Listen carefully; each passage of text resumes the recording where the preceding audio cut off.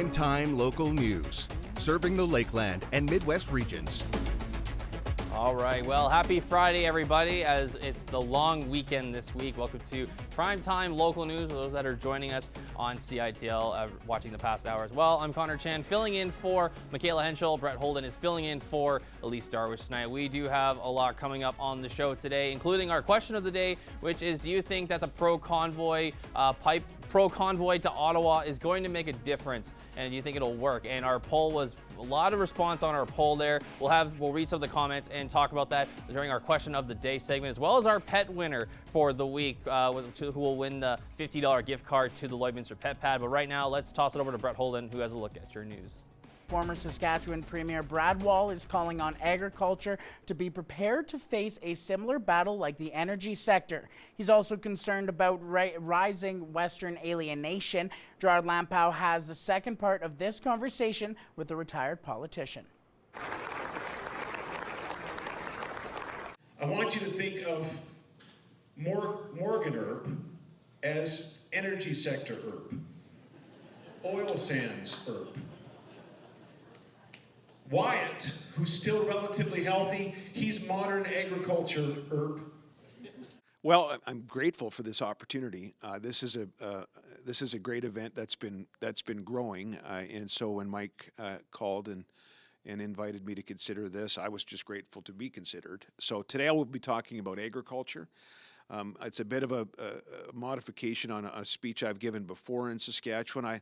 I think the energy sector in Western Canada provides a cautionary tale for agriculture, because some of the same NGOs that have lined up against the energy sector successfully, I think, in shutting down pipelines, for example, some of those NGOs, some of that opposition, they don't really like modern agriculture either. And I think agriculture, as a sector, we need to be prepared. We need to be ready to be proactive and reactive and learn from what happened to the energy sector. And that'll be the talk tonight. And then tomorrow I'm going to be talking about Western alienation, which is growing, unfortunately, in Western Canada, and maybe offering a few thoughts on how we can respond to that. As proud Canadians, but Canadians that want more respect, frankly, from the central government and from some of the institutions that are the foundations of our federalism. Is that respect and keeping it together, or respect and wanting to say? It's being a part of Canada. It's wanting to continue to be a part of Canada, not just vital to the economy as we have been for the last 15 years, but we want that vitality to also be a part of the DNA of the politics, the democracy of Canada, because I think we're feeling pretty alienated right now. Certainly there was a poll out from Angus Reid just last week that did see the separatist element, the Western independence element, much stronger than I have ever remembered it. And so it's something we should be talking about, but in the context of working within Canada to further Western Canadian interests. This notion of social license has been laid bare, hasn't it? On the 22nd of November, the Premier of this province, flanked by 5 oil executives, and I think they earnestly believe that if they were to announce a carbon tax for Alberta like they did that day, there would be some sort of social license. They change some minds and maybe get people who once hated a pipeline to support a pipeline. Gerard Lampow, Primetime Local News. Well, that's it for Ag News. Sports is next, but first let's take a look at your ag prices.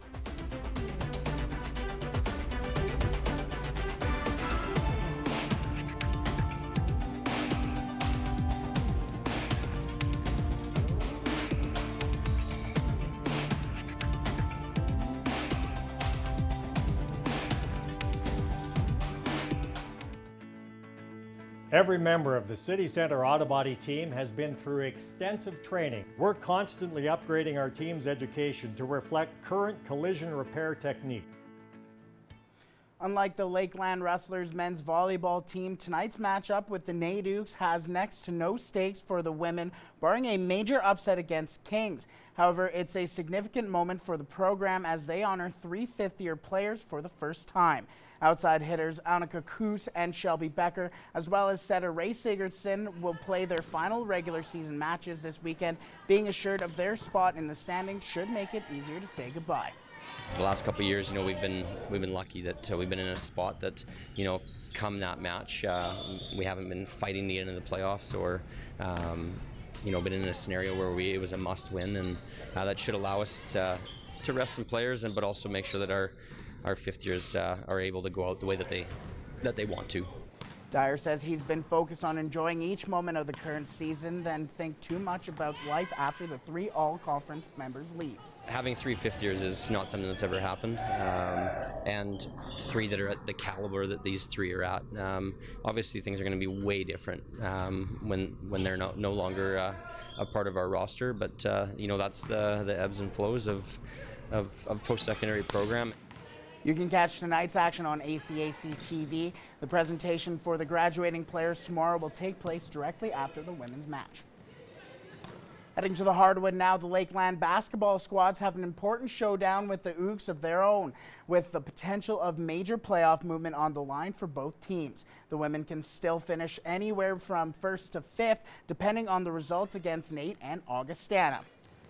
You might need 15 or 16 wins to make playoffs, which shows how even the league is, because everyone's beating everyone, and then you're picking up the wins on the bottom couple teams.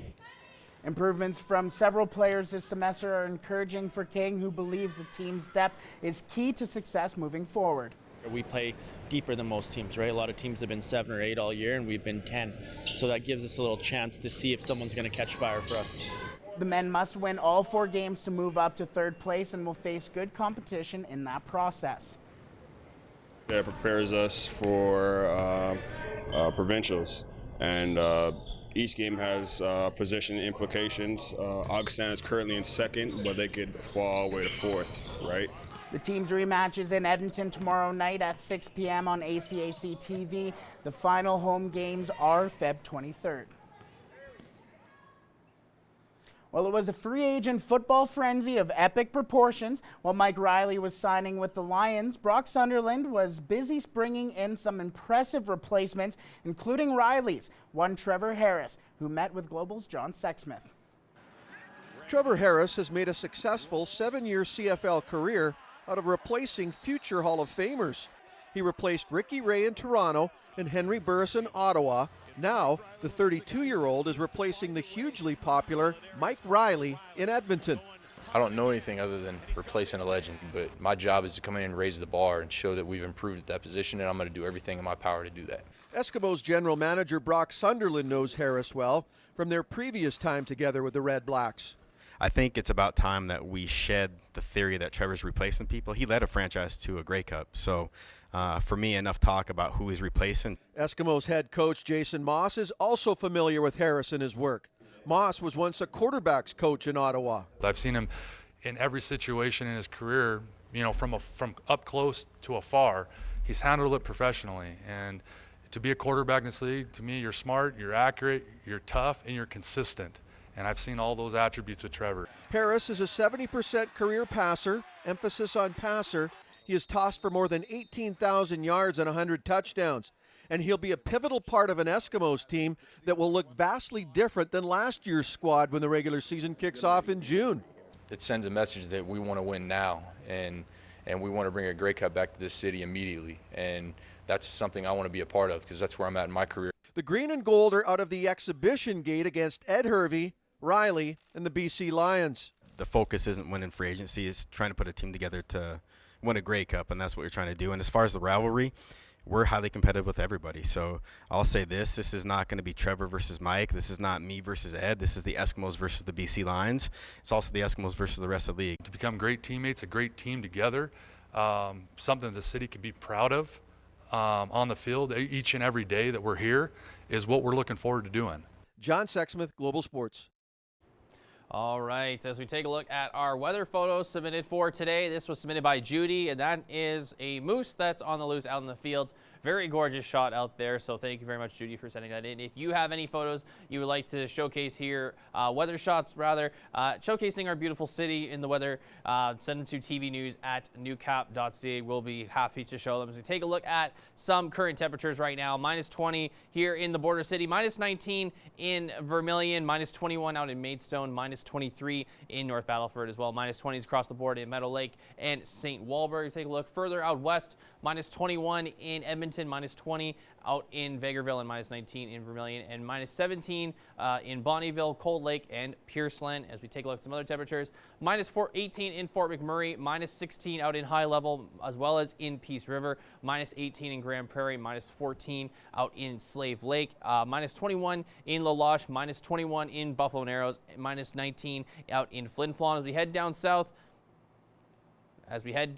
there we go, we got it there. -17 in Swift Current, -22 out in Moose Jaw, -20 in Regina, -23 in Estevan. Shift over to Alberta, -17 in Lethbridge, -15 in Medicine Hat, -18 out in Calgary and Coronation as well. Taking a look at some temperatures for tomorrow, it is going to get a little bit warmer. -16s mostly across the board for the region in Edmonton, Vegreville, Vermilion, Lloydminster, Maidstone, Marwayne, and North Battleford as well. -14 out in Bonnyville and Cold Lake is in Pierceland and Lac La Biche as well. It's starting to get warmer because that extreme cold warning is finally lifted, as we are not in that anymore. Of course, that was a nice change of pace for us, as we have seen that over the past couple weeks. As we take a look at some snow accumulation now, of course, the graphic here, if it loads up here, we will see a bit of snow into the morning, mainly in the early parts, about 2 to 4 centimeters, and then it will continue on into the early afternoon parts. So yeah, be ready for about 2 to 5 centimeters of snow that's expected. 73% chance that we are going to get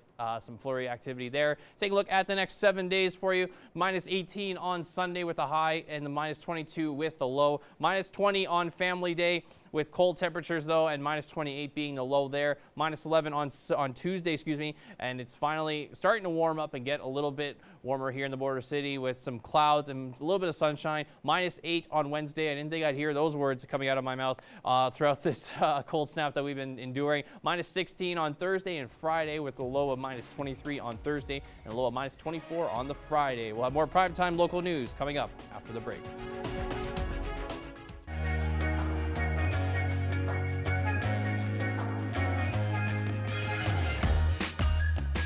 All right, taking a look at our question of the day, as we asked you on Facebook, do you think the Pro Pipeline convoy heading to Ottawa will make a difference? And over 650 people took to the poll and said 53% said no and 47% said yes. I just want to read some of the comments because it's pretty mixed. It's about 50-50. Some say that it is more likely to not be successful, but some say, you know, keep positive, see what we can do there. So I want to just quickly read some of them. Probably not good on them, but they all had their, oh, that's the wrong one I want to read. Yeah, one person says, won't make a difference. The West gets ignored even when we've had prime ministers from here. This is just a way for some guys to get away for there. One person said it will make no difference on the government. It will build more support with Canadians. The Liberals plan to do it away with modern agriculture, gas, and oil. You know, and the thing is with some of this is that this is a big deal. Obviously, we've seen these rallies in the border city. We've seen them all across Canada. But you know, in a sense, it's good on them for making a stand and actually going to Ottawa, and physically going to Ottawa and trying to get their message across. Right, and you mentioned just how much we've seen it, especially here in the border city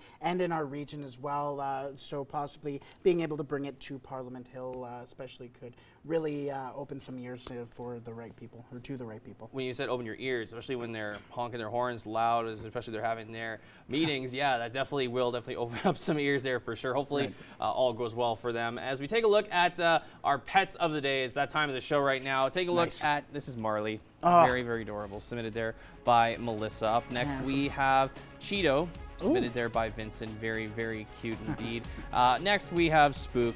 Proud, he loves Canada. Submitted by Luke there. Up next, we have Mozzie, submitted there by Sandra. Very, very cute. Got a friend. Oh yeah, she does. And lastly, we have Buddy, the horse, wearing Converse shoes. Converse shoes, I love it. That is awesome. If your pet was shown here, you're automatically entered to win a Pet Pad gift card, which we're giving away at the end of this hour of Primetime Local News. We want to see your pets. Send photos of your pet and their name to our Facebook, Twitter, or Instagram to have them featured on Pet of the Day. Your name will be entered into a weekly draw for a gift certificate from the Pet Pad.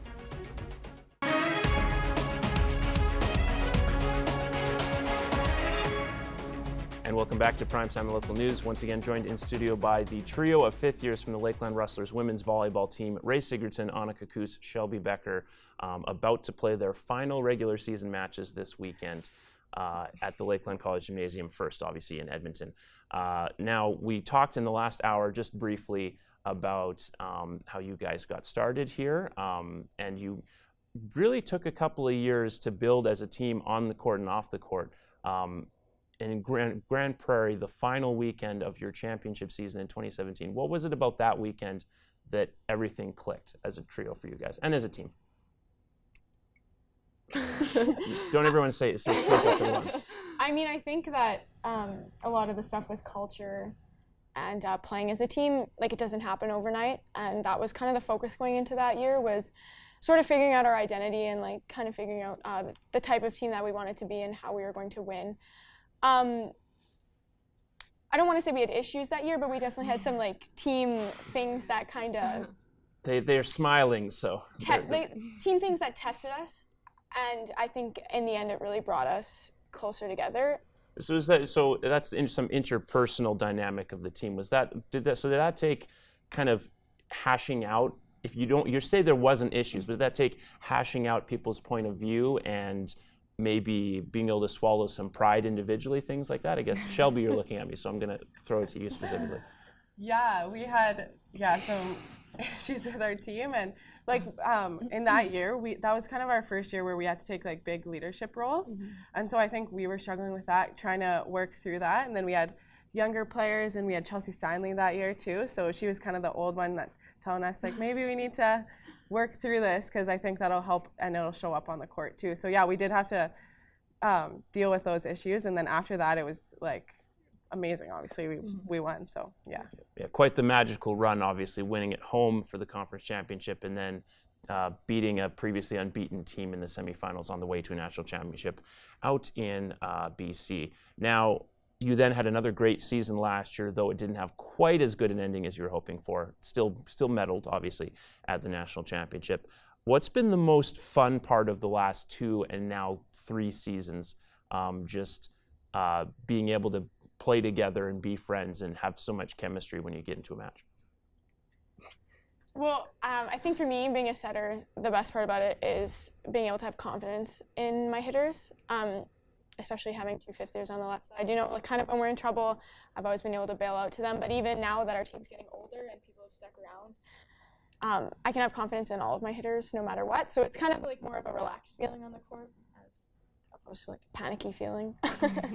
And that probably makes it somewhat easier for hitters, and we'll leave it to you, Annika, just being able to kind of know what your setter will do in certain situations. Yeah, for sure. Like having that connection with your setter makes it so much easier because you know the ball's going to get there, and then your teammate is going to be there if you mess up, but usually she doesn't mess up. So.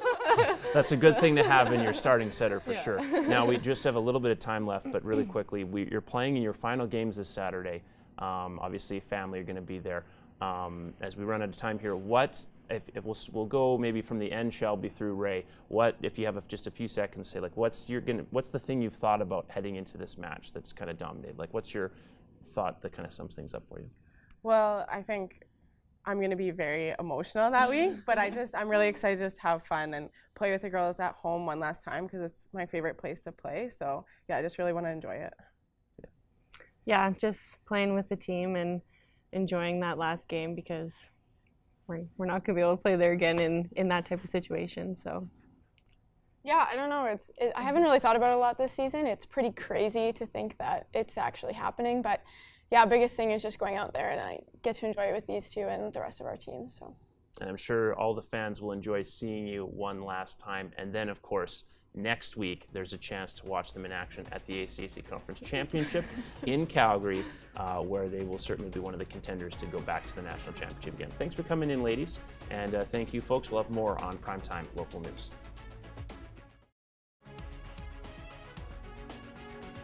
Furniture set and design supplied by Furniture Gallery and Furniture House, downtown Lloydminster. Joelle Collins from the Gold Horse Casino joins us now. And Joelle, let's talk about some of the things that you guys have coming up. It's rather busy coming up for you guys. Oh, absolutely. Well, we just got over a very busy season. We had our grand opening. We had a couple different shows. Now we're taking a little bit of a break, not too much of a break, because March 11th, we had the legendary Ladies of Country Music. So that's a tribute band to Dolly Parton, Patsy Cline, and Loretta Lynn. They are fantastic. I've been watching them, and oh, it just brings me back to when I was a little girl. So that's coming up in March.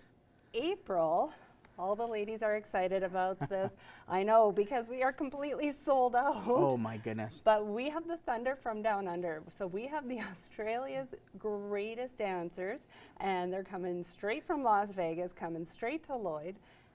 It's going to be a great show, and it's going to be a packed house. After that, so April 26th. Now, Brett, we are excited about this. We just announced it today. Awesome. That on April 26th, we have Platinum Blonde coming. Wicked. Platinum Blonde is they're like a pop rock band from the 80s. They're Toronto-based, and they have just skyrocketed in the 80s, and they keep on going now. So get your dancing shoes on and get out there. That's awesome. And as you mentioned, that was just announced today for Platinum Blonde.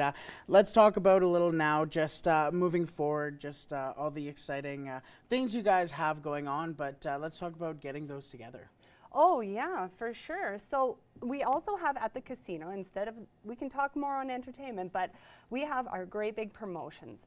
So we have our truck draw coming up, which is on February 20th. We're going to be announcing the winner for our 2019 Dodge Ram Power Wagon. Oh my gosh, that's a beautiful truck, isn't it? We also have on February 28th, we have our Jammin' in Jamaica draw. It's a trip for two. We're gonna have 10 finalists, and you have to be present to win. And we're gonna have so much fun getting those finalists in. So how do you enter those draws if you are want to enter those? Absolutely. If you have a Players Club card, or if you want to become a Players Club member, go into the casino, go to guest services, ask one of the lovely ladies or gentlemen at the Players Club desk, and they will sign you up for a card. You swipe your card at the rewards center, and you enter away. Bingo. It's easy as that. And you're easy as that, and you're entered into the draw, rather, right? Yes. Awesome. And I know you mentioned entertainment, and recently you guys just had Snake Oil come into. You were saying that you were enjoying it as well. Absolutely. On February 14th, so Valentine's Day, we had Snake Oil come in. Oh, my throat is still a little rough from that. It was loud, but it was fantastic. The crowd loved it. It was a dinner show. It was our first dinner show, awesome. And all the food was delicious. Beautiful. Well, if you are interested in these shows or entering those contests, as you heard Joelle say, enter those contests and come join. Thank you so much for joining us today, Joelle. Thank you so much, Brett. Perfect. More primetime local news coming your way. All right, now look at those nice numbers, not in the extreme cold warning, as of course Wednesday's going to be the warmest day that we've had in a couple of weeks. It's just a quick look at your 7 days just to wrap up the show quickly. But right now it's time to announce the winner of our pet giveaway, a pet pad gift card giveaway. Let's take a look and see who the lucky winner is. And the winner is Chico. Nice. Football. Yeah, a little fluffer. Very, very adorable. Congratulations to you, Sandra. We will be in contact with you, but congratulations. Thank you to everybody who sent in a picture. If you want to have your pet showcased, enter in next week when we'll be back on the air on Tuesday for your chance to win a $50 gift card to the Lloydminster Pet Pad. Very, very cute dog indeed. That is unreal. I love it. It's like a little fluff ball. It's like, I wonder it's so squishy. Oh, yes. Nice voice there, by the way. Thanks. All right, well, that's going to do it for us, everybody. Have a great long weekend. We'll see you on Tuesday. Have a good weekend.